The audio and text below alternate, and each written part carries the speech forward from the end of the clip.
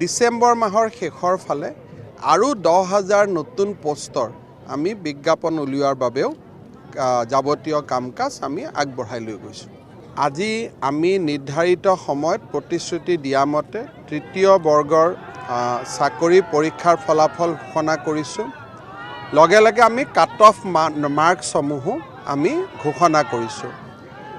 ইয়াৰ পৰৱৰ্তী পৰ্যায়ত ডিচেম্বৰৰ শেষৰ ফালে বা জানুৱাৰী মাহৰ পৰা অৰেল চতুৰ্থ বৰ্গৰ কাৰণে তৃতীয় বৰ্গৰ বাবে স্কিল এই দুইটাৰ ওপৰত নেক্সট লেভেল অফ ইণ্টাৰভিউ আৰম্ভ হ'ব।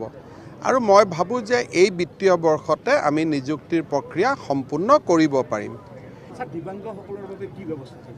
তেওঁলোকক ইয়াতে চাওক, দিব্যাংগসকলৰ গোটেই ব্যৱস্থাটোক আজিকালি মেইন ষ্ট্ৰীমিং কৰা হৈছে।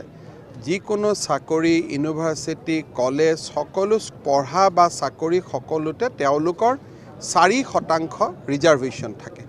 ডিচেম্বৰ মাহৰ শেষৰ ফালে আৰু 10,000 নতুন পোষ্টৰ আমি বিজ্ঞাপন উলিওৱাৰ বাবেও যাৱতীয় কাম-কাজ আমি আগবঢ়াই লৈ গৈছোঁ।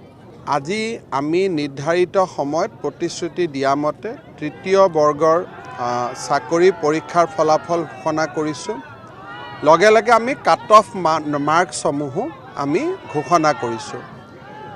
ইয়াৰ পৰৱৰ্তী পৰ্যায়ত ডিচেম্বৰৰ শেষৰ ফালে বা জানুৱাৰী মাহৰ পৰা অৰেল চতুৰ্থ বৰ্গৰ কাৰণে তৃতীয় বৰ্গৰ বাবে স্কিল এই দুইটাৰ ওপৰত নেক্সট লেভেল অফ ইণ্টাৰভিউ আৰম্ভ হ'ব।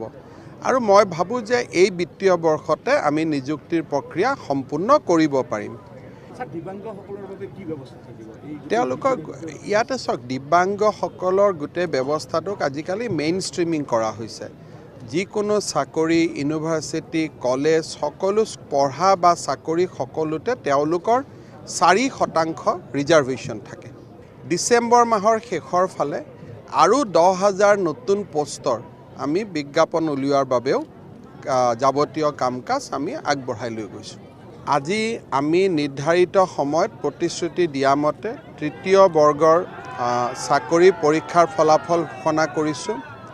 লগে লগে আমি কাট অফ মাৰ্কসমূহো আমি ঘোষণা কৰিছোঁ। ইয়াৰ পৰৱৰ্তী পৰ্যায়ত ডিচেম্বৰৰ শেষৰ ফালে বা জানুৱাৰী মাহৰ পৰা অৰেল চতুৰ্থ বৰ্গৰ কাৰণে তৃতীয় বৰ্গৰ বাবে স্কিল এই দুইটাৰ ওপৰত নেক্সট লেভেল অফ ইণ্টাৰভিউ আৰম্ভ হ'ব। আৰু মই ভাবোঁ যে এই বিত্তীয় বৰ্ষতে আমি নিযুক্তিৰ প্ৰক্ৰিয়া সম্পূৰ্ণ কৰিব পাৰিম। তেওঁলোকক ইয়াতে চাওক, দিব্যাংগসকলৰ গোটেই ব্যৱস্থাটোক আজিকালি মেইন ষ্ট্ৰীমিং কৰা হৈছে। যিকোনো চাকৰি, ইউনিভাৰ্চিটি, কলেজ সকলো পঢ়া বা চাকৰি সকলোতে তেওঁলোকৰ 4% ৰিজাৰ্ভেশ্যন থাকে।